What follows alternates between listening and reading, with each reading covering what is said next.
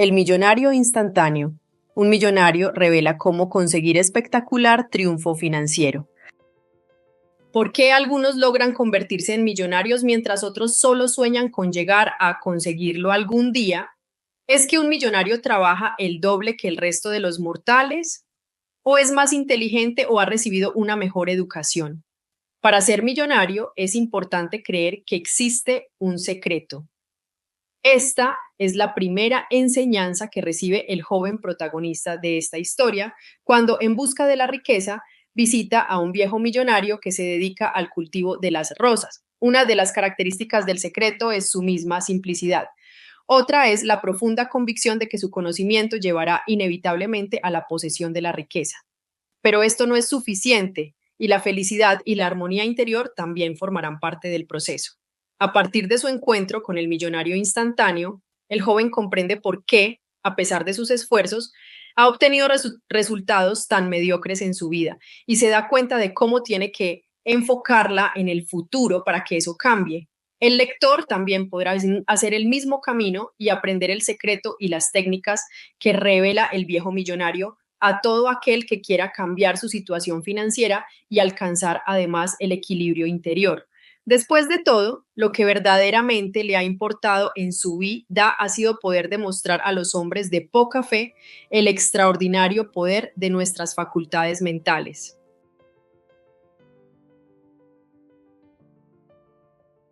El millonario instantáneo, un relato claro y estimulante para triunfar. Capítulo 1, en el que el joven consulta ya a un pariente rico. Había una vez un joven brillante que quería hacerse rico. Había sufrido ya una buena cantidad de desilusiones y fracasos, esto no se podía negar, pero a pesar de todo, todavía confiaba en su buena suerte. Mientras aguardaba que la fortuna le sonriera, trabajaba como ayudante de un director de cuentas en una agencia de publicidad de segunda fila. Estaba mal pagado y, desde hacía tiempo, encontraba que su trabajo le ofrecía muy pocas satisfacciones y ya había perdido todo entusiasmo. Soñaba con hacer otra cosa, tal vez escribir una novela que le hiciera rico y famoso, acabando así de una vez por todas con sus problemas financieros. Pero no era su ambición, digamos, poco realista, tenía de verdad la técnica suficiente y el talento necesario para escribir un libro que fuera un éxito de ventas o llenaría las páginas en blanco con las pesimistas reflexiones que le dictaba su amargura. Su trabajo se había transformado en una pesadilla diaria desde hacía ya más de un año. Apenas si podía soportar al jefe que se pasaba gran parte de las mañanas leyendo el periódico y escribiendo memorandos antes de desaparecer para ir a disfrutar de un almuerzo de 3 horas. Además, su jefe había perfeccionado el arte de cambiar de opinión y no cesaba de dar órdenes contradictorias, algo que no contribuía a mejorar la situación. Tal vez si solo se hubiera tratado de su jefe, pero desgraciadamente estaba rodeado de colegas que también estaban hartos de lo que estaban haciendo. Parecían haber abandonado cualquier ambición, haber renunciado por completo a cualquier mejora. No se atrevía a mencionar a ninguno de ellos sus fantasías de abandonarlo todo y convertirse en escritor. Sabía que pensarían que se trataba de una broma. Se encontraba apartado del mundo como si estuviera en un país extranjero y fuera incapaz de hablar el idioma local. Cada lunes por la mañana se preguntaba cómo demonios haría para sobrevivir una semana más en la oficina. Se sentía completamente ajeno a las carpetas que se apilaban sobre su escritorio, a las necesidades de sus clientes que clamaban por vender sus cigarrillos, sus coches, sus cervezas. 6 meses antes había escrito una carta de dimisión y había entrado una docena de veces en la oficina del jefe con la carta quemándole en el bolsillo, pero jamás había conseguido reunir el valor necesario para seguir adelante. Resultaba curioso porque hace 3 o 4 años no hubiera vacilado ni por un instante, pero en ese momento no parecía tener claro lo que debía hacer. Algo le estaba reteniendo, una especie de fuerza, o era simplemente cobardía. Parecía haber perdido el valor que en el pasado siempre le había permitido conseguir lo que deseaba. Tal vez el hecho de haber ido dejando transcurrir el tiempo a la espera de que apareciera. El momento oportuno, intentando buscar excusas para no pasar a la acción, preguntándose si alguna vez conseguiría triunfar, le había convertido en un perpetuo soñador. ¿Se debía su parálisis al hecho de que estaba cargado de deudas?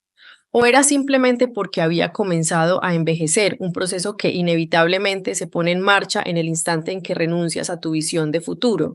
A decir verdad, no tenía la menor idea de cuál era el problema.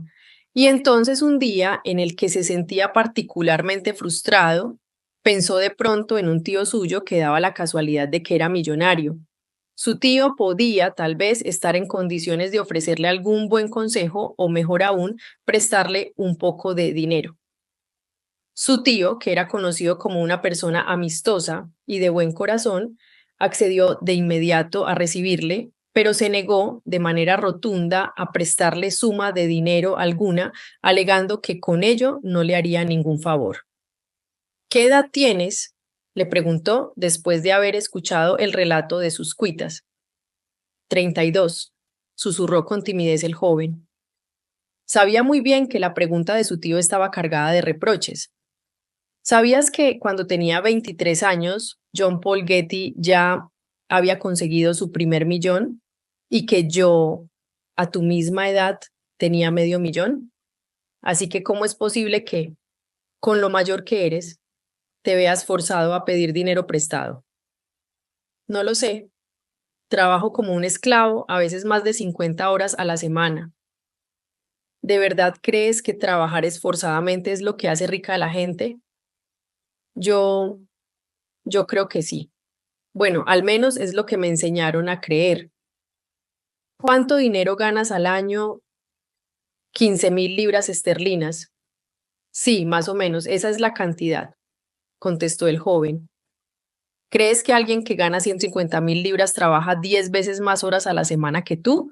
Desde luego que no. Sería físicamente imposible. Una semana no tiene más de 168 horas.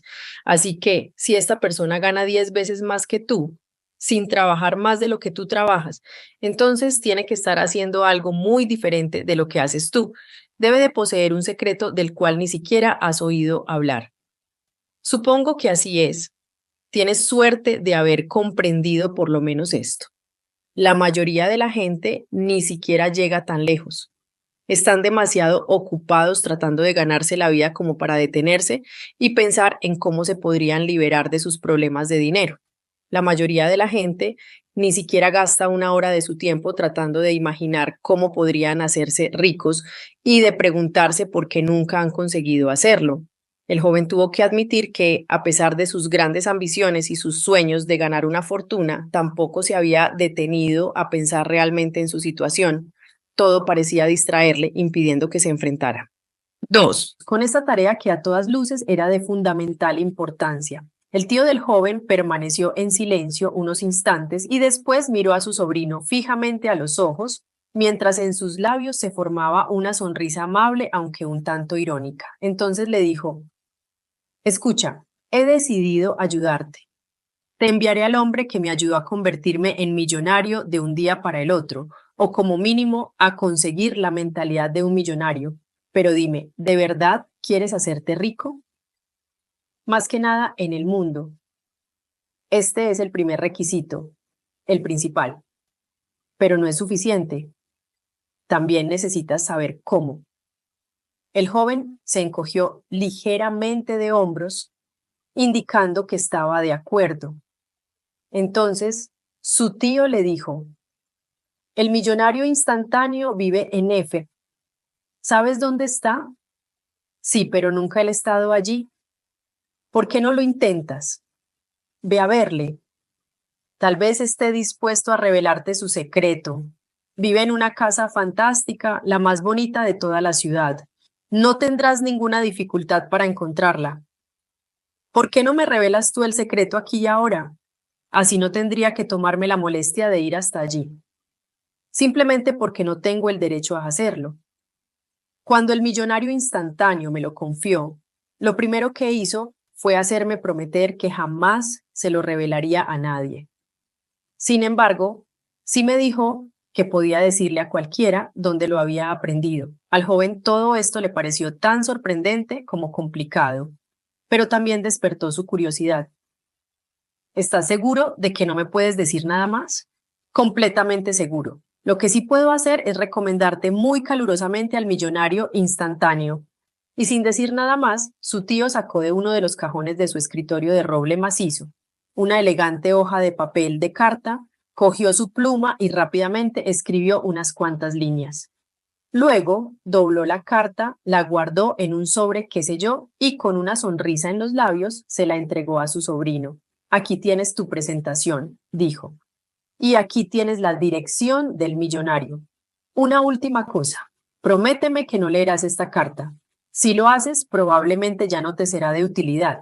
Pero si llegas a abrirla, a pesar de mi advertencia, y todavía deseas que te pueda servir, entonces tendrás que simular que no la has abierto. Pero ¿cómo puedes deshacer lo que está hecho? El joven no tenía ni la más remota idea acerca de lo que decía su tío, pero no quiso preguntar. Su pariente siempre había tenido la reputación de ser un excéntrico, y después de todo, le estaba haciendo un favor, así que decidió no insistir sobre el tema, le dio las gracias y se marchó.